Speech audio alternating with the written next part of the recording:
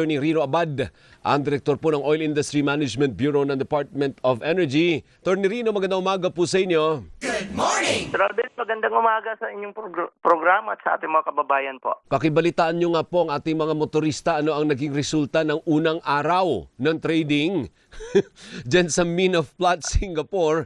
Masakit-sakit po, ano po? Medyo malaki nga ho, Sir Alvin, no? At ito'y malaking pag-oobserbahan ng Department of Energy sa week na to. At in fact, nag-usap na ho kami with my Undersecretary, si Yusek Sales, na gagawin na ho yung kasunod na meeting with the oil company sa Wednesday. At pag-uusapan na yung trend na to, at least kung 2 days natin talaga yung consistency ng trend. At baka magkaroon ng usapin sa paano ito hindi maisahang bagsak sa Tuesday next week. Opo. Hindi, pero linawin natin, first day pa lang po ito. Hindi po ito yung talagang i-implement nila. Ikwento mo nga, Attorney Rino, magkano ang itinaas sa diesel, sa gasolina at sa kerosene sa first trading day after na sumiklab ang gyera? Well, for example, ang gasoline we end up with a barrel at $79.63 per barrel last Friday.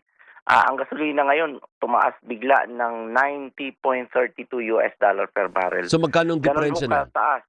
Yung So peso, that's almost, yung peso per liter para mas madaling maintindihan ng ating mga kababayan. Madali lang ho yan.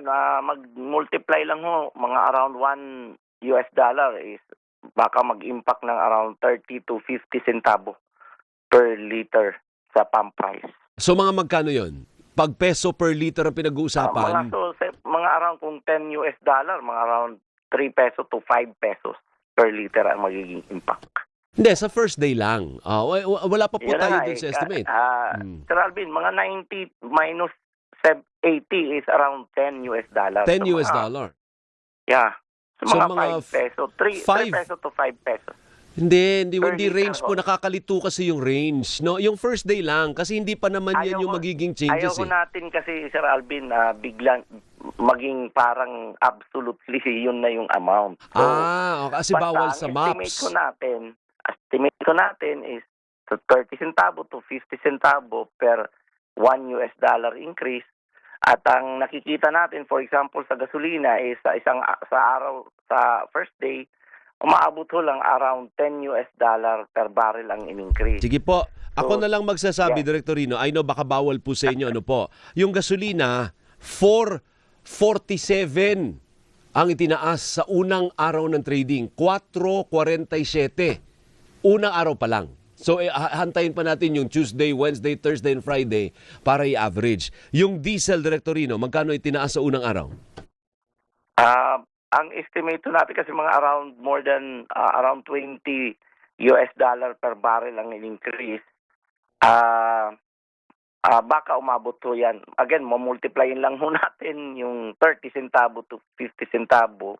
Baka around 9 peso per liter ho. 9 peso? Tama si Director Rino, 9.33 ang itinaas sa unang araw sa Min of Plot, Singapore. 9 pesos and 33 centavos kada litro. May range naman ho yan, Sir Alvin. We're still hoping na hanggang 6 to 9 within that range. Sana yun dun makuha natin yung actual increase ng oil company. Ayaw natin sabihin na absolutely 9. So, kaya nga po pinapaliwanag ko na first day pa lang. Wala po akong sinasabi na yan na yung i-increase next week. Kaya nga pinapaliwanag natin Monday pa lang. Monday, Tuesday, Wednesday, Thursday. Tuesday pa lang tayo. Monday pa lang po yan. Yung kerosene... But even on the first day, baka ipasok natin sila, Sir Alvin, ng mga oil company sa range para hindi naman absolute dumiretso na sila sa 9. Okay. What about yung kerosene, Director? Magkano itinaas sa unang araw? Ang kerosene kasi ang in-increase is more than 20 din ho. Almost $23 per barrel. Actually, it's 23, more than 23. 23.79 no? US dollar per barrel. So, ganun din yan. Mga around, kung ano yan, around 7, 8 to 10 peso 10 piso yan. Ang absolute amount po dyan is 10 pesos and 7 centavos kada litro. First day pa lang. Hindi pa po yan yung itataas for next week. Unang araw pa lang. So may 4 na araw pa po. Ngayon, ano pong napagkasunduan, Attorney Rino? Kung sakasakaling sobrang laki, ano ang pakiusap ng gobyerno sa mga oil companies? Well, yung nakagawian ho natin at nangyari naman ito na before, ang option ho natin, hindi naman ho natin hindi pwedeng ipa-recover to sa mga oil company kasi ito yung magiging presyuhan din pag sila ay nag-replenish nung kanilang oil supply. Dapat i-staggered ho natin yung increase na to kasi malakihan niya para ma-spread out ho at hindi gaanong tumama doon sa isang bagsakan na increase sa weekly adjustment. Pero yung staggered, Attorney Rino, hindi po ito staggered na lingguhan, hindi within that week mismo. Yun ho kasi sa laki nito, baka ho ang pag-usapan na nito mga weekly adjustment na ang staggered dito. Kasi nga sobrang At the laki. same time, Sir Alvin, napag-usapan din yung tuloy-tuloy na discount. Kaya itong ating mga kababayan, kung po pwede ho, hanapin nyo talaga yung gasoline station na may discount. Kasi ang base sa discussion kahapon at sa mga list na nakita na natin, mayroon pong discount na from 1 peso to 5, as high as 5 peso per liter. So, sana hanapin yung 5 peso. Ako, alam ko sa car wash na pinupuntahan ko, ang harap na gasoline station, nag-o-offer ng 5 peso per liter. So, alam ko kung saan pupunta para maggasolina, no? Apo, Director, doon sa sasakyan. ano po ang mangyayari kung magtutuloy-tuloy o di kamo staggered natin kahit hindi doon within the week, kung hindi weekly, ano po?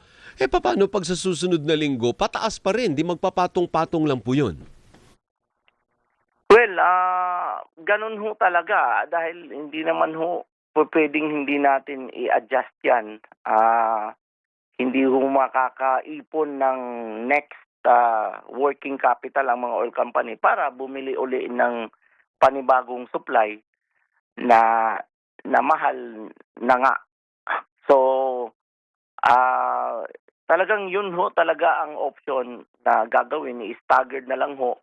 Later on, marirecover din ho yan. At Sir Alvin, let's not forget also na sa ground, hindi masyadong ganun ka-directly sensitive yung price adjustment ng mga nasa gasoline station, especially yung nandun sila sa competitive area. Talagang, for example, last year ang tabulated natin consolidated increase for the whole year is around 20 pesos. Tama ho yung mga sinasabi ng media na umaabot ng 20 peso per liter yung buong taon ng 2025. Pero when we monitor the price, nung magsimula ang January nung last year, ang gasolina nasa 56 pesos per liter. Pero nang monitor namin yung December, ang common pump price ng gasolina nasa 58 peso pa rin. Tama so, yun. hindi Kasi may umabot competition ng 70. Kasi may competition. 75 na sana. Tama. May nagpapatayan sila. Kasi kung idinirekta lang i-add yung 20, parang 70, parang 76 pesos per liter. Pero wala hong nagpresyo ng ganun. Nasa 58 pa rin. So, let's not forget na sa competition sa baba, hindi rin ganun ka-directly sensitive yung nagiging pronouncement ng mga oil company. Very good. Maraming salamat, Attorney Rino. Mabuhay po kayo dyan sa Department of Energy. Opo, magandang umaga ulit sa Magandang lahat. umaga. Si Boss Attorney Rino Abad, ang Director po ng Oil Industry Management Bureau ng Department of Energy. Again,